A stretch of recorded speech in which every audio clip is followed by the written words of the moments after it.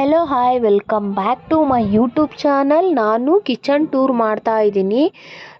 ನಮ್ಮದೊಂದು ಫಂಕ್ಷನ್ ಇದೆ, ಅದಕ್ಕೋಸ್ಕರ ಕಿಚನ್ ಕ್ಲೀನ್ ಮಾಡ್ತಾ ಇದ್ದೀನಿ. ಆ್ಯಕ್ಚುಲಿ ನಾನು ಈ ವಿಡಿಯೋನ ತುಂಬ ಲೇಟಾಗಿ ಅಪ್ಲೋಡ್ ಮಾಡ್ತಾ ಇದ್ದೀನಿ. ಫಂಕ್ಷನ್ ಕೂಡ ಮುಗ್ದಾಗಿದೆ. ನನಗೆ ಫುಲ್ ಬ್ಯುಸಿ ಇರೋದ್ರಿಂದ ನಾನು ವಿಡಿಯೋ ಮಾಡ್ಕೊಂಡಿದ್ದೆ, ಬಟ್ ಎಡಿಟ್ ಎಲ್ಲ ಮಾಡಿ ವಾಯ್ಸ್ ಕೊಡೋಕೆ ಆಗಿರಲಿಲ್ಲ. ಅದಕ್ಕೋಸ್ಕರ ನಾನು ಲೇಟಾಗಿ ಅಪ್ಲೋಡ್ ಮಾಡ್ತಾ ಇದ್ದೀನಿ. ಈ ರ್ಯಾಕ್ ಬಂದು ನಮ್ಮ ಮೈದಾ ಅವರೇ ಮಾಡಿರೋದು. ಹಾಗೆಯೇ ನಾನು ಊರಿಗೆ ಒಂದಿನ ಮುಂಚೆನೇ ಫಸ್ಟೇ ಹೋಗಿದ್ದು, ಸ್ವಲ್ಪ ಕ್ಲೀನ್ ಮಾಡಿಕೊಡೋಣ ಅನ್ನೋ ರೀಸನ್ಗೆ ಹೋಗಿದ್ದೆ. ಹಾಗೆ ಓಟ್ ಕೂಡ ಹಾಕ್ಬೇಕಿತ್ತಲ್ಲ, ಅದಕ್ಕೋಸ್ಕರ ಹೋಗಿ ಅವತ್ತೊಂದು ದಿನವೇ ನಾನು ಕಿಚನ್ ಎಲ್ಲ ನೀಟಾಗಿ ಕ್ಲೀನ್ ಮಾಡಿಬಿಟ್ಟು ಬಂದೆ ನಾನು ಊರಿಗೆ. ನಾನು ಏನಕ್ಕೆ ಅಲ್ಲೋಗಿ ಕ್ಲೀನ್ ಮಾಡೋದಂತಂದರೆ, ಕೆಲವೊಂದು ಐಟಮ್ಸ್ನ ನಾನು ಇಲ್ಲಿಗೆ ಬರೋದಕ್ಕಿಂತ ಮುಂಚೆ ನಾನು ಏನೇನು ಇಟ್ಟಿರ್ತೀನಿ ಅದನ್ನೆಲ್ಲ ಅತ್ತೆಯವ್ರಿಗೆ ಗೊತ್ತಿರಲ್ಲ. ಅಂದರೆ ಏನು ಗೊತ್ತಾ, ನಾನು ವಾರಕ್ಕೊಂದಿನ ಕಿಚನ್ ಕ್ಲೀನ್ ಮಾಡ್ತಿದ್ದೆ. ಇಲ್ಲಿ 2 ದಿನ ಅಲ್ಲಿಗಿಟ್ರೆ ಹೆಂಗೆ ಕಾಣಿಸುತ್ತೆ, ಅಲ್ಲಿ ಹಿಡ್ದನೆ ಇಲ್ಲಿಗಿಟ್ರೆ ಹೆಂಗೆ ಕಾಣಿಸುತ್ತೆ, ಈ ಡಿಸೈನ್ ಮಾಡ್ಬೋದಾ, ಅದು ಮಾಡ್ಬೋದಾ, ಇಲ್ಲಿ ಇಡ್ಬೋದಾ, ಇದೇ ಥರ ನಾನು ಎಲ್ಲನೂ ಕೂಡ ಹಂಗೆ ಚೇಂಜಸ್ ಮಾಡ್ತಾ ಇರ್ತೀನಿ. ಅವಾಗವಾಗ ಕೆಲವೊಂದು ಐಟಮ್ಸ್ಗಳು ನಾನು ಇಟ್ಟಿರೋದು ಅತ್ತೆ ಕೂಡ ಗೊತ್ತಿರಲ್ಲ. ಆಮೇಲೆ ಮರ್ತ್ಕೊಂಡಿರ್ತಾರೆ, ಅದೆಲ್ಲ ಕೆಲವೊಂದು ಹೊಟ್ಟೋಗ್ಬಿಟ್ಟಿರುತ್ತೆ. ಆಮೇಲೆ ಕೆಲವೊಂದು ಇದ್ದು ಕೂಡ ಇನ್ನೊಂದು ತರಿಸೋ ಥರದ್ದಿರುತ್ತೆ.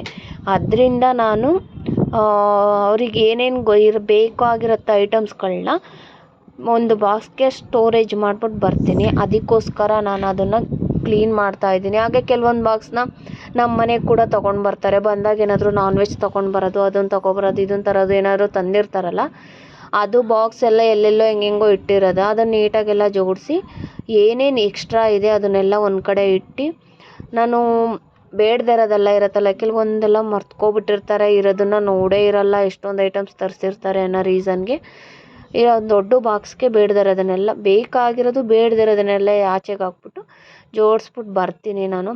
ಹಾಗೆಯೇ ಅಲ್ಲಿಗೆ ಹೋದರೆ ಏನು ಗೊತ್ತಾ, ನಾನು ಇಲ್ಲಿದ್ದರೆ ಅಂತಲ್ಲ, ಅಲ್ಲಿದ್ದೀನಿ ಅಂತಲ್ಲ, ನನಗೆ ಎರಡೂ ನಮ್ಮ ಮನೆಯೇ ಆಗಿರೋದ್ರಿಂದ ನಾನು ಅಲ್ಲಿಗೆ ಹೋದರೂ ಕೂಡ ನಾನು ಕೂತ್ಕೊಳ್ಳಲ್ಲ. ನಾನು ಏನು ಮಾಡಬೇಕು ನಾನು ಅದನ್ನೆಲ್ಲ ಮಾಡ್ತೀನಿ.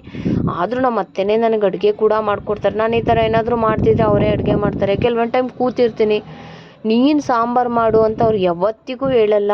ನಾನು ಕೂತಿದ್ರೂ ಕೂಡ ಅವರೇ ಅಡುಗೆ ಮಾಡ್ತಾರೆ. ಮಾಡು, ರೈಸ್ಗೆ ಇಡ್ಲಾ ಅಂತ ಕೇಳ್ತಾರೆ ಹೊರತು ನನ್ನನ್ನು ಒಂದಿನ ರೈಸ್ ಮಾಡು ಅಂತಲೂ ಅವ್ರು ಹೇಳಿಲ್ಲ. ಆ ಥರ ಸಪೋರ್ಟಿವ್ ಆಗಿದ್ದಾರೆ. ನಾನು ಅಲ್ಲಿಗೆ ಹೋದರೆ ನನ್ನ ಮಗನ ನೋಡ್ಕೊಳ್ಳೋ ರಿಸ್ಕೇ ಇಲ್ಲ.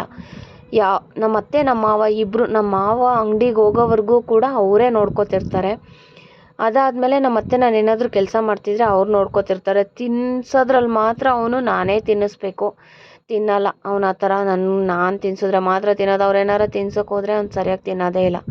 ಅದೊಂದು ರೀಸನ್ ಬಿಟ್ಟರೆ ಅವ್ರು ಬಂದರೆ ಫುಲ್ ಅಳೋದಕ್ಕೆ ಸ್ಟಾರ್ಟ್ ಮಾಡ್ತಾನೆ ಹೋಗಬೇಕು ಅಂತ.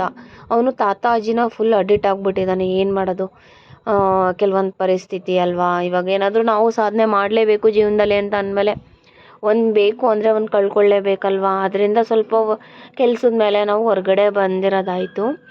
ಆದರೂ ಅವಾಗವಾಗ ಹೋಗ್ತಿರ್ತೀವಿ. ನನಗೇನೆ ಬಂದಿರೋದಕ್ಕೆ, ಈಗ ಎಲ್ಲರೂ ತಂದೆ ತಾಯಿ ಮನೆ ಬಿಟ್ಟು ಬಂದರೆ ಅಳ್ತಾರೆ. ಆದರೆ ನಾನು ಇವತ್ತಿಗೂ ಫೀಲ್ ಆಗೋದು, ನಾನು ಅತ್ತೆ ಮನೆ ಬಿಟ್ಟು ಇಲ್ಲಿ ಬಂದಿದ್ದೀನಿ ಅನ್ನೋದು ಒಂದು ಸ್ವಲ್ಪ ಬೇಜಾರು ಇರುತ್ತೆ. ಇಲ್ಲಿಗೆ ಬಂದ ದಿನ ಅಂತೂ ನಾನು ನಿಜವಾಗ್ಲೂ ಫುಲ್ ಹತ್ತಿದ್ದೀನಿ.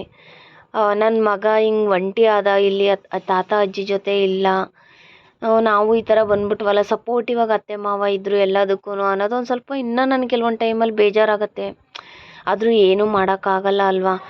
ಎಲ್ಲರೂ ಅಪ್ಪನ ಮನೆಯಿಂದ ಬರ್ಬೇಕಾದ್ರೆ, ನನ್ನ ಅತ್ತೆ ಮಾವನ ಮನೆಯಿಂದ ಬರ್ಬೇಕಾದ್ರೆ ಅಳ್ತಿದ್ದೆ. ನಾನು ಜಾಸ್ತಿ ಊರಿಗೆ ಹೋಗ್ತಿರ್ಲಿಲ್ಲ, ಇಲ್ಲೇ ಇರ್ತಿದ್ದೆ. ಯಾಕಂದರೆ ನಂಗೆ ಒಂದಿನ ಏನು ಕ್ವಶನ್ನು ಕೇಳಲ್ಲ, ನಾನು ಅತ್ತೆ ಜೊತೆ ಇದ್ದೀನಿ ಅನ್ನೋ ಫೀಲಿಂಗ್ಸು ಇರಲಿಲ್ಲ ನನಗೆ.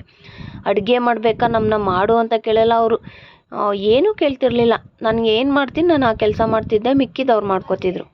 ಅದಷ್ಟು ಬಿಟ್ಟರೆ ಈ ಥರ ಎಲ್ಲ ಇದ್ದರೆ ಯಾರು ತಾನೇ ಹೋಗ್ಬೇಕನ್ಸುತ್ತೆ. ಕೆಲವರೆಲ್ಲ ಕಿರಿಕಿರಿ ಮಾಡ್ತಾರೆ. ಏನು ಗೊತ್ತಾ, ಇವಾಗ ಕೆಲವು ಅತ್ತೆದಿರು ನಂದೇ ಕಿಚನ್ನು, ನಾನು ಹಿಂಗೆ ಇಟ್ಟಿದ್ದೀನಿ, ನೀನು ಚೇಂಜಸ್ ಮಾಡಬೇಡ, ನನಗೆ ಗೊತ್ತಾಗಲ್ಲ, ನಾನು ಇರೋದೇ ಇರಬೇಕು ಆ ಥರ ಎಲ್ಲ ಹೇಳ್ತಾರೆ. ನಮ್ಮ ಅತ್ತೆ ನಾನು ಯಾವ ಮೂಲೆಯಲ್ಲಿ ಇಟ್ಟಿದ್ರು ಅವರು ಹುಡಿಕೊಂಡು ಎತ್ಕೊಂಡು ಮಾಡ್ಕೋತಾರೆ. ಇವತ್ತಿನವರೆಗೂ ನೀನು ಯಾಕೆ ಹಿಂಗೆ ಮಾಡಿದ್ಯಾ, ಹಂಗೆ ಚೇಂಜಸ್ ಮಾಡಿದ್ಯಾ, ಹಿಂಗೆ ಮಾಡಿದ್ಯಾ ಅಂತ ನನ್ನನ್ನು ಒಂದಿನವೂ ಕ್ವಶನ್ ಕೇಳಲ್ಲ.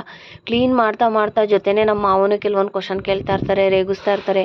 ಅದ್ರ ಜೊತೆಗೆ ನಾನು ಆನ್ಸರ್ ಕೊಟ್ಕೊಂಡು ನಮ್ಮ ಅತ್ತೆನೂ ಕೇಳ್ತಾ ಇರ್ತಾರೆ. ಹಂಗೆ ಮಾಡ್ಕೊಂಡು ಅವ್ರು ಹೋಗೋವರೆಗೂ ಕೆಲಸ ಮಾಡ್ಕೋತಾ ಇರ್ತೀನಿ. ಆವಾಗ ಪಾಪು ಡಿಸ್ಟರ್ಬ್ ಇರಲ್ಲ ಅಲ್ವಾ. ಅವ್ನ ಪಾಡ್ಗೆ ಅವ್ನು ಆಟ ಆಡ್ತಾ ಇರ್ತಾನೆ. ಆಮೇಲೆ ಸ್ವಲ್ಪ ದೊಡ್ಡದಾಗಿರೋದ್ರಿಂದ ಮನೆ ಅವನಿಗೇನು ರಿಸ್ಕ್ ಅನ್ಸಲ್ಲ, ಆಟ ಆಡ್ತಿರ್ತಾನೆ ಅವ್ನು ಆರಾಮಾಗಿ ಎಲ್ಲಂದ್ರೂ. ಇವಾಗ ಇಲ್ಲಿರೋದ್ರಿಂದ ಸ್ವಲ್ಪ ಚಿಕ್ಕ ಮನೆ ಅಲ್ವಾ, ಕೆಳಗಡೆ ಎಲ್ಲ ಹೋಗಲ್ಲ ಅವನು. ಇಲ್ಲಿ ನನಗೆ ಸ್ವಲ್ಪ ಕೆಲಸ ಮಾಡೋದು ರಿಸ್ಕೇ ಆಗ್ತೈತೆ, ಅವನು ನೋಡ್ಕೋಬೇಕು, ಕೆಲಸನೂ ಮಾಡಬೇಕಲ್ವ. ಅಲ್ಲಿದ್ದಿದ್ದರೆ ನನಗೆ ಏನು ಹಿಂಸೆ ಆಗ್ತಿರ್ಲಿಲ್ಲ. ಅದಕ್ಕೋಸ್ಕರ ನಾನು ಜಾಸ್ತಿ ಅಲ್ಲಿ ಎಲ್ಲರನ್ನೂ ಅವ್ರನ್ನ ಮಿಸ್ ಮಾಡ್ಕೋತೀನಿ ಅಂತಲೇ ಅನಿಸತ್ತೆ.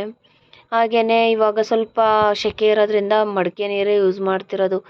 ಆದಷ್ಟು ಯಾರೂ ಫ್ರಿಜ್ ನೀರು ಕುಡಿಬೇಡಿ, ತುಂಬ ಕೆಟ್ಟದ್ದು ಕೋಲ್ಡ್ ನೀರು ಕುಡಿದ್ರೆ.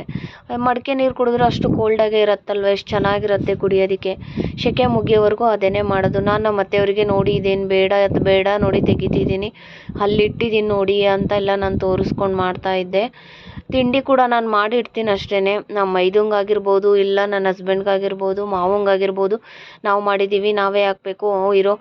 ನಾವು ತಿಂಡಿ ತಿಂದಿರೋದು ಅವಳೇ ಪಾತ್ರೆ ವಾಶ್ ಮಾಡಲಿ, ನಾನು ತಿಂದಿರೋದು ಕೂಡ ನಾನು ಕೆಲವೊಂದು ಟೈಮ್ ತೊಳೆದಿಲ್ಲ ಅಂತಂದ್ರು ಅವರು ಪಾತ್ರೆ ಎಲ್ಲ ವಾಶ್ ಮಾಡಿ ಇಟ್ಟಿರ್ತಾರೆ. ಆ ಥರನೇ ಪ್ರತಿಯೊಂದರಲ್ಲೂ ನನಗೆ ಎಲ್ಲದರಲ್ಲೂ ಹೆಲ್ಪ್ ಐತೆ. ಅದರಿಂದ ನನಗೇನು ಆ ಥರದ್ದೆಲ್ಲ ಅಲ್ಲಿ ಪ್ರಾಬ್ಲಮ್ ಇಲ್ಲ. ಅವಾಗ ಅಲ್ಲೆಲ್ಲ ಇದ್ದಾಗ ಜಾಸ್ತಿ ಗೋಡೆಗೆಲ್ಲ ಡೆಕೋರೇಷನ್ ಮಾಡೋದು, ಅದು ಮಾಡೋದು, ಇದು ಮಾಡೋದು, ಇದೇ ಥರನೇ ಜಾಸ್ತಿ. ಮನೆ ಮಗನಿಗೆ ಬರೋದಕ್ಕೆ ಇಷ್ಟನೇ ಆಗಲ್ಲ. ಕೆಲವೊಂದು ಟೈಮ್ ನೀಟಾಗಿರ್ಬೇಕು, ಯಾವಾಗಲೂ ಕ್ಲೀನ್ ಮಾಡ್ತಿರ್ಬೇಕು. ಅದೇ ಥರನೇ ನಾನು ಎಲ್ಲರೂ ಬೈತಾರೆ, ಏನಾರು ಕ್ಲೀನ್ ಮಾಡ್ತೀವಿ, ಯಾಕೆ ನಾವೇನಾದರೂ ಮಾಡಬೇಕು ಅನ್ನೋದಿದ್ರೆ ಕ್ಲೀನ್ ಇದ್ರೆ ನಾವು ಒಂದು ಬೇಕು ಅಂತಂದ್ರೆ ಒಂದು ನಾವು ಎಷ್ಟು ನೀಟಾಗಿರ್ತೀವಿ ಅದೇ ಥರನೇ ಮನೆ ನೀಟಾಗಿ. ಅದಕ್ಕೋಸ್ಕರ ನಾವು ಏನಾದರೂ ಮಾಡಬೇಕಲ್ವ. ಗ್ಯಾಸು ಮತ್ತೆ ಇದನ್ನೆಲ್ಲ ಹೊರಗಡೆ ಬಂದಿರೋದು ಪಾತ್ರೆ ವಾಶ್ ಮಾಡ್ಕೊಡ್ತಾ ಇದ್ರು.